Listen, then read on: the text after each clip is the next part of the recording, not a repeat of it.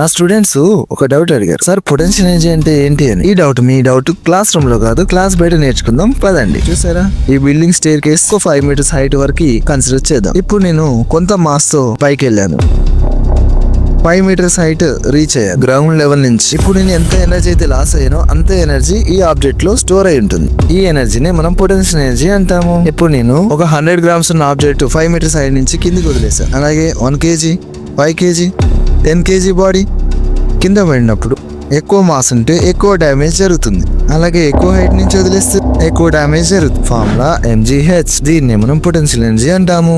The energy stored in the object is directly proportional to mass. The energy stored in the object directly proportional to height. So the potential energy is directly proportional to mass and height. Potential energy is equals to mgh.